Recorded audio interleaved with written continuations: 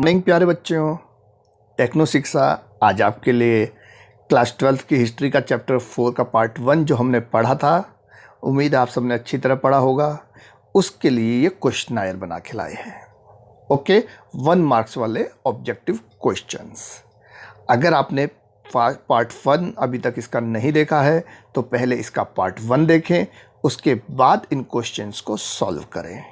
Okay, पर please पहले part 1 देखें, उसके बाद क्वेश्चन सॉल्व करें। आप उम्मीद है अच्छी तरह समझ पाएंगे। तो शुरू करते हैं इसका क्वेश्चनायर। ओके, तो पहला क्वेश्चन कहता है Sanchi is in which state of India. Sanchi Bharat के किस राज्य में है? ओके, पहला ऑप्शन है आपका उत्तर प्रदेश, दूसरा मध्य प्रदेश, तीसरा आंध्र प्रदेश और चौथा हिमाचल प्रदेश। ठीक है, और मैंने कहा डिस्क्रिप्शन बॉक्स में लिंक दिया हुआ है इसके पार्ट 1 और सभी जो वीडियोज हैं पुराने उनका, तो आपको दिक्कत नहीं होगी। डिस्क्रिप्शन बॉक्स में जाइए और पार्ट 1 देखिए और फिर इन क्वेश्चंस को करिए। ठीक है, बता सकते हैं आप इसका आंसर? Very good. दूसरा क्वेश्चन है हमारा, from whom did the French seek permission to take the eastern gateway of Sanchi stupa to the French museum. फ्रांसीसियों ने किससे सांची के स्तूप के पूर्वी तोरण द्वार को फ्रांस के संग्रहालय ले जाने की इजाजत मांगी? किससे उन्होंने परमिशन मांगी कि हम आपके इस पूर्वी तोरण द्वार को ले जाना चाहते हैं फ्रांस के म्यूजियम में सजाने के लिए? पहला ऑप्शन शाहजहां बेगम, दूसरा जॉन मार्शल, ये मार्शल है, सॉरी इसे ठीक कर लेना, ठीक है, एल जॉन मार्शल, तीसरा सुल्तान जहां बेगम और चौथा ब्रिटिश यानी अंग्रेज।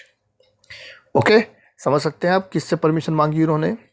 तीसरा क्वेश्चन है, who gave grant to build a museum and guest house in Bhopal.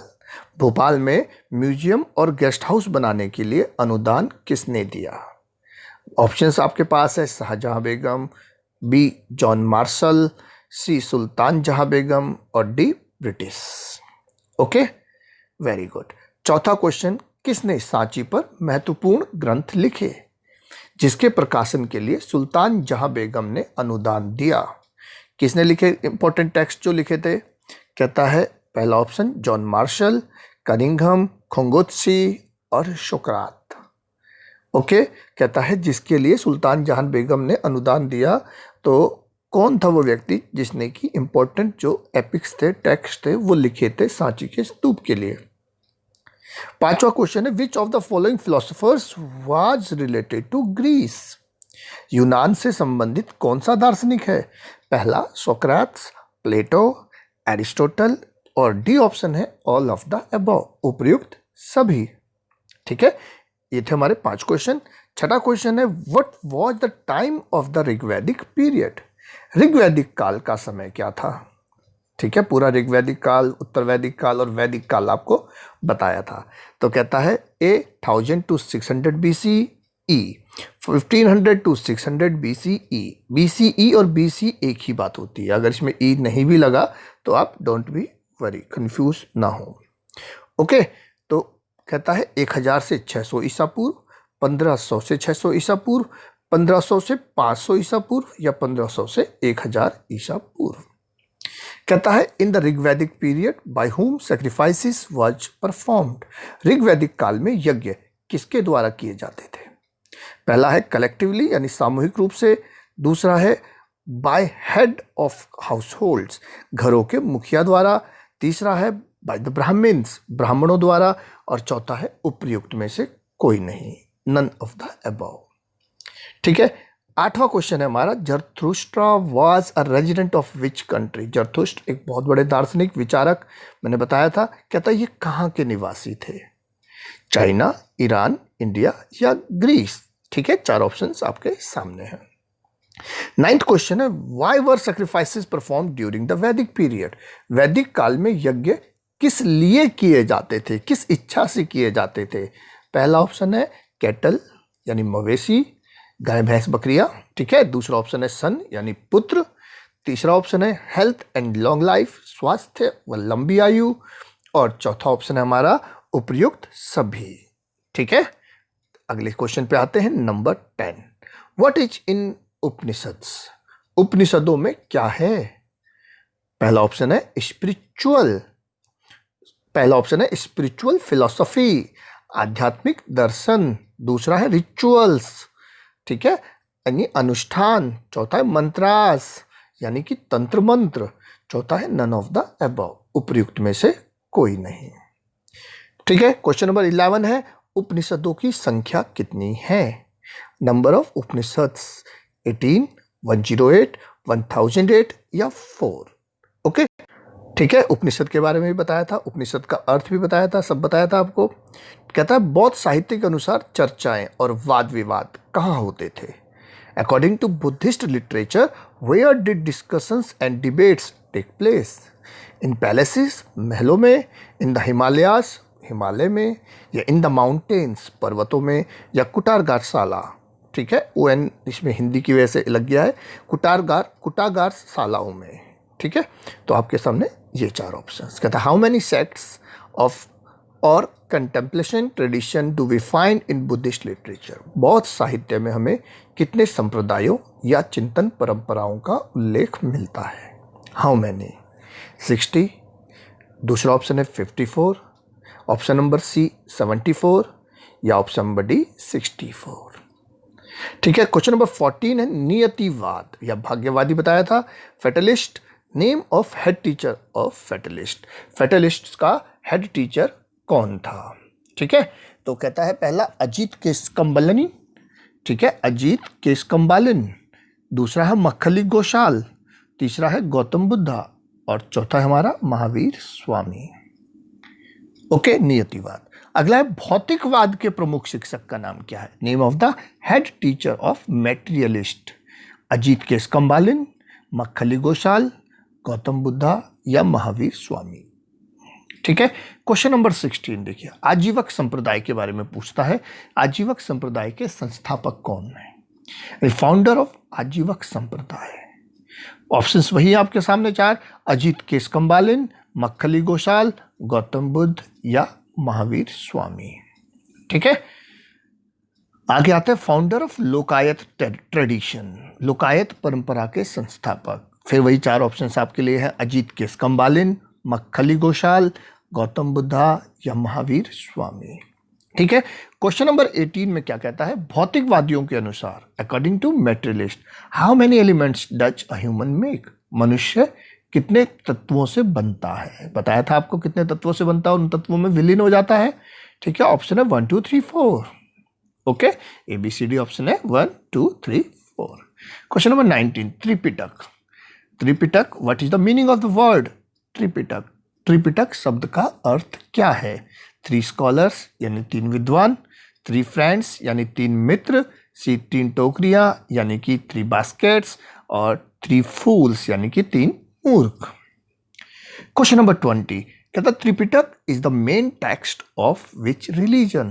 Tripitaka किस धर्म का प्रमुख ग्रंथ है? कौन से धर्म का प्रमुख ग्रंथ है त्रिपिटक?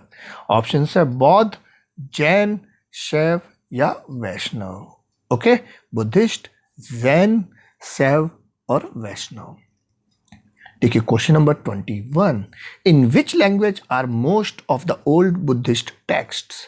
ज्यादातर पुराने बौद्ध ग्रंथ किस भाषा में हैं? प्राकृत, ए, बी है रोमन, सी है संस्कृत, और डी है आपका ऑप्शन पाली। चलिए क्वेश्चन नंबर 22, तो 22 कहता है Dipavamsa and Mahavamsa are the main Buddhist epics of which country? Dipavamsa और महावंश किस देश के प्रमुख बौद्ध ग्रंथ हैं? First option is Vietnam, and option B is China, option C is India, and option D is Sri Lanka. ठीक है, अभी तक आपका बहुत अच्छा स्कोर चल रहा होगा, मुझे लग रहा है सही आंसर आपके आ रहे होंगे। अगर आपने पूरा वीडियो ध्यान से देखा है, नोट्स उसमें से बनाए हैं, मैंने कहा वीडियो को देख देख के उसमें से नोट तैयार किया करो। ठीक है, तो आपको बहुत इजीली समझ में आ रहा होगा। और अगर अभी भी आपको लगता है कि आप इसमें 80% से कम स्कोर ला रहे हैं, तो मैं कहूँगा वीडियोस को दोबारा देखना। मैं चाहता हूँ आप इन सब में 100% स्कोर लाए, क्योंकि ये सारे क्वेश्चन मैंने पिछले वीडियो में बताए थे। दोबारा वीडियो देखोगे तो आप कर पाओगे, और यही सब सवाल आपके पेपर्स में आने हैं। 1 मार्क्स का वेटेज इस बार बढ़ने वाला है। ठीक है, कहता है the teachings of Buddhism have been compiled, बौद्ध धर्म की शिक्षाएं संकलित की गई हैं। Option A Sutta Pitaka, option B Abhidhamma Pitaka, option C Vinaya Pitaka और option D none of the above. बौद्ध धर्म की शिक्षाएं किस में संकलित की गई हैं? सुत्त पिटक, अभिधम पिटक, विनय पिटक या उपरोक्त में से कोई नहीं। ठीक है, अगला क्वेश्चन हमारे सामने है क्वेश्चन नंबर 24। कहता है बौद्ध धर्म के दर्शन को किस में संकलित किया गया है?